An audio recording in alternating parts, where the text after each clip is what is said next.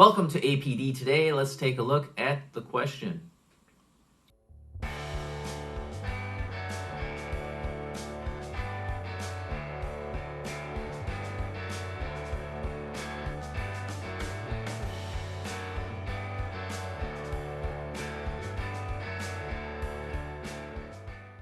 The six-pointed star used by the nation of Israel today has had a long and varied history. Archaeology has discovered the use of the six-pointed star for thousands of years by the Jews as well as other religions. It's not just a Jewish-specific symbol. So it's had kind of a somewhat of a universal appeal for different religions. There are many legends surrounding the figure of the six-pointed star, and it's been used for mystical things, magical texts. So it's got a varied history. There are some random uses of the star being used to represent the group of Jewish people back in ancient times, but it really wasn't an important symbol until the Zionist movement adopted it in 1897. This is when you really see it begin to be used by the Jewish people. After this, the Star of David became more and more popular.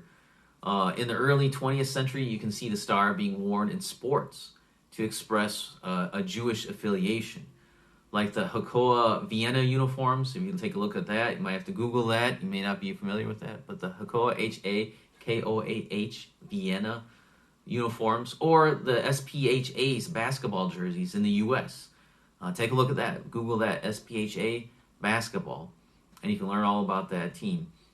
And then when you get to Hitler came to power. By that time, the Star of David was well known enough as a symbol for Jewish people. It was at least well known enough that the Nazi people used it to mark the Jews. They marked them with the Star of David. So the Jewish people began to wear the star at that time. Then they began to wear it voluntarily, and Jewish people all around the world began to use the Star of David to represent the solidarity with the Jewish people and their suffering, and in a defiance, really, of the Nazi anti-Semitism. So today, the Star of David is most prominently used, obviously, on the flag of Israel.